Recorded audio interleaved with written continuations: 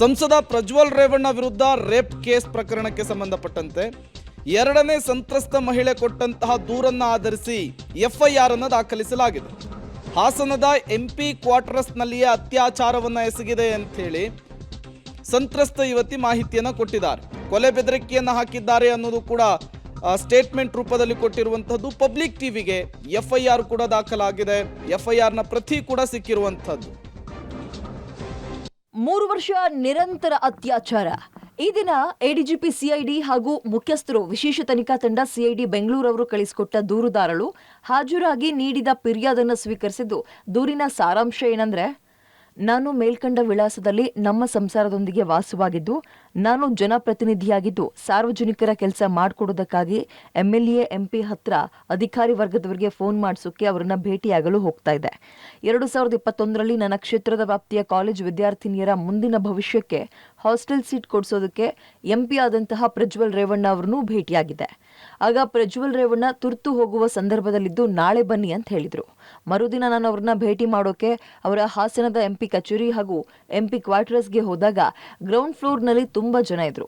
ಅಲ್ಲಿರೋ ಸಿಬ್ಬಂದಿಗಳು, ನೀವು ಮೇಲೆ ಇರಿ, ಅಲ್ಲಿ ಮಹಿಳಾ ಸಿಬ್ಬಂದಿಗಳಿದ್ದಾರೆ ಅಂತ ಹೇಳಿ ನನ್ನನ್ನ ಅವರ MP ಕ್ವಾರ್ಟರ್ಸ್ ಮೇಲೆ ಮಹಡಿಗೆ ಕಳಿಸಿದ್ರು. ಪ್ರಜ್ವಲ್ ರೇವಣ್ಣ ಕೆಳಗೆ ಸಾರ್ವಜನಿಕರನ್ನ ಮಾತಾಡಿಸ್ಕೊಂಡು ಮೇಲೆ ಹಾಲ್ ಹತ್ರ ಬಂದು ನನ್ಗಿಂತ ಮುಂಚೆ ಬಂದಂತಹ ಮಹಿಳೆಯರನ್ನ ಮೊದಲು ಮಾತನಾಡಿಸಿ ಕಳಿಸಿದ್ರು.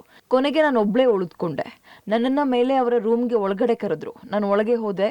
ಆಗ ಅವರು ನನ್ನ ಕೈ ಹಿಡಿದು ಎಳೆದುಕೊಂಡು ರೂಮ್ನ ಬಾಗಿಲನ್ನ ಹಾಕೊಂಡ್ರು. ಅವಾಗ ನಾನು, ಬೇಡ, ಯಾಕೆ ಬಾಗಿಲು ಹಾಕ್ತಾ ಇದ್ದೀರಾ ಅಂತ ಕೇಳಿದೆ.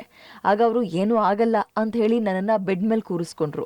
ಆಮೇಲೆ ಅವರು, ನಿನ್ನ ಗಂಡ ತುಂಬ ಜೋರು, ಸ್ವಲ್ಪ ಕಡಿಮೆ ಮಾತಾಡಕ್ಕೆ ಹೇಳು, ಇಲ್ಲಾಂದ್ರೆ ಅವನನ್ನು ಬಿಡಲ್ಲ ಅಂತ ಹೇಳಿ ಅವನಿಂದ ನಮ್ಮ ಅಮ್ಮನ MLA ಟಿಕೆಟ್ ತಪ್ಪೋಯ್ತು, ನಿನ್ನ ಗಂಡ ರಾಜಕೀಯದಲ್ಲಿ ಬೆಳಿಬೇಕು ಅಂದರೆ ನಾನು ಹೇಳ್ದಾಗೆ ಮಾಡು ಅಂತ ಹೇಳುತ್ತಾ ನನ್ನ ಬಟ್ಟೆ ಬಿಚ್ಚೋಕೆ ಹೇಳಿದರು.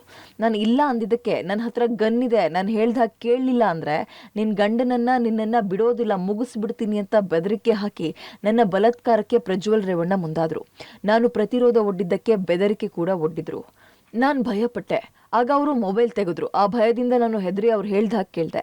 ಅವ್ರು ಹೇಳ್ದಂತೆ ಅವ್ರ ಜೊತೆ ನಡೆದುಕೊಂಡೆ. ಹೀಗೆ ಅವರು ನನ್ನನ್ನು ಬಲಾತ್ಕಾರ ಮಾಡುತ್ತಾ ಲೈಂಗಿಕ ದೌರ್ಜನ್ಯ ಮಾಡಿ ಅದನ್ನು ಅವರ ಮೊಬೈಲ್ನಲ್ಲಿ ವಿಡಿಯೋ ಚಿತ್ರೀಕರಣ ಮಾಡಿಕೊಂಡ್ರು. ಆಮೇಲೆ, ನೀನು ಏನಾದರೂ ಈ ವಿಚಾರ ಬಾಯ್ ಬಿಟ್ರೆ ನಿನ್ನ ವಿಡಿಯೋವನ್ನ ಸಾರ್ವಜನಿಕರಿಗೆ ಬಿಡ್ತೇನೆ, ಈ ವಿಡಿಯೋದಲ್ಲಿ ನನ್ನ ಮುಖ ಇಲ್ಲ, ನಿಂದೇ ಮಾನ ಮರ್ಯಾದೆ ಹೋಗುದು ಅಂತ ಹೇಳಿ ನನ್ನನ್ನು ಭಯಪಡಿಸಿದ್ರು.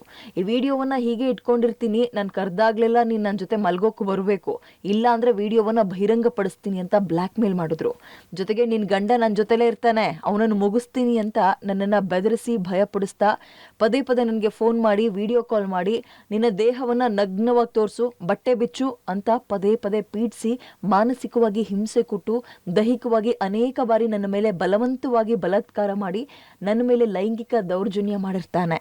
ಹಾಸನದ MP ಆದ ಪ್ರಜ್ವಲ್ ರೇವಣ್ಣ ತನ್ನ ಅಧಿಕಾರವನ್ನ ದುರುಪಯೋಗಪಡಿಸಿಕೊಂಡು ಕೊಲೆ ಬೆದರಿಕೆ ಒಡ್ಡಿ ಬಲವಂತವಾಗಿ ಬಲಾತ್ಕಾರ ಮಾಡುವುದರ ಜೊತೆಗೆ ಲೈಂಗಿಕ ದೌರ್ಜನ್ಯವನ್ನು ಎಸಗಿದ್ದಾನೆ. ಇದನ್ನ ವಿಡಿಯೋ ಚಿತ್ರೀಕರಣ ಕೂಡ ಮಾಡಿಕೊಂಡು ಸಾರ್ವಜನಿಕವಾಗಿ ಬಹಿರಂಗ ಮಾಡುವುದರ ಮೂಲಕ ನನ್ನ ಮಾನ ಮರ್ಯಾದೆ ಹಾಳು ಮಾಡಿದ್ದಾನೆ.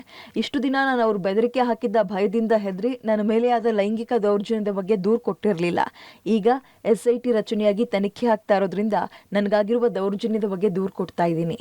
ಇಂತಿ ಸಂತ್ರಸ್ತೆ.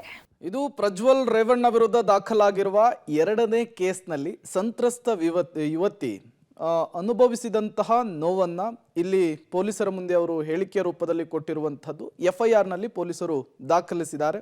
ಬಲವಂತವಾಗಿ ನನ್ನ ಮೇಲೆ ಬಲಾತ್ಕಾರವನ್ನು ಮಾಡಲಾಗಿದೆ, ಅತ್ಯಾಚಾರವನ್ನು ಮಾಡಲಾಗಿದೆ ಅನ್ನುವಂತಹ ಆರೋಪವನ್ನು ಮಾಡಲಾಗಿದೆ.